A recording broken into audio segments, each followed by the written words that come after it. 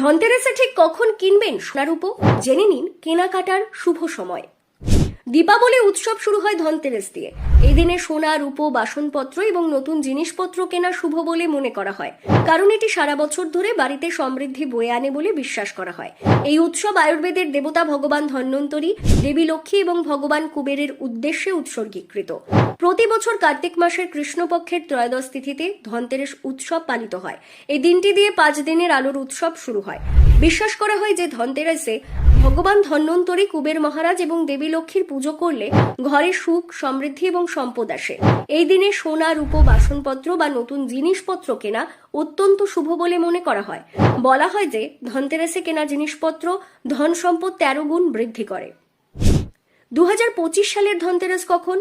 এই বছর ত্রয়োদশী তিথি 2 দিন স্থায়ী হবে, যে কারণে অনেকেই ধনতেরাস 18ই অক্টোবর নাকি 19শে অক্টোবর উদযাপন করা উচিত তা নিয়ে দ্বিধাগ্রস্ত। হিন্দু পঞ্জিকা অনুসারে কার্তিক কৃষ্ণপক্ষের ত্রয়োদশী তিথি 18ই অক্টোবর দুপুর 12:18 শুরু হবে এবং 19শে অক্টোবর দুপুর 1:51 পর্যন্ত স্থায়ী হয়।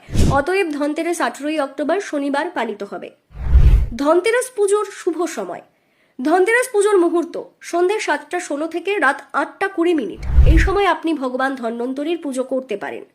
ধনতেরাসের দিন সকালে স্নান করে ঘর ও মন্দির পরিষ্কার করুন। প্রদীপ, ফুল এবং রঙিন কাপড় দিয়ে পুজোর স্থান সাজান। সন্ধ্যায় একটি লাল কাপড় বিছিয়ে চৌকিতে ভগবান গণেশ, দেবী লক্ষ্মী, কুবের মহারাজ এবং ধন্বন্তরীকে স্থাপন করুন। এরপর ঘির প্রদীপ জ্বালান, দেবদেবীদের উদ্দেশ্যে কুমকুম তিলক লাগান এবং ফল, ফুল ও মিষ্টি নিবেদন করুন। আরতি করুন এবং মন্ত্র জপের মাধ্যমে পুজো সম্পন্ন করুন। ধনতেরাসের গুরুত্ব। পৌরাণিক কাহিনী অনুসারে এই দিনে সমুদ্র মন্থনের সময় ভগবান ধন্বন্তরী আবির্ভূত হয়েছিলেন, তাই এই দিনে তার পুজো করলে সুস্বাস্থ্যের আশীর্বাদ পাওয়া যায়। বলা হয় যে এই দিনে দেবী লক্ষ্মী এবং ভগবান কুবের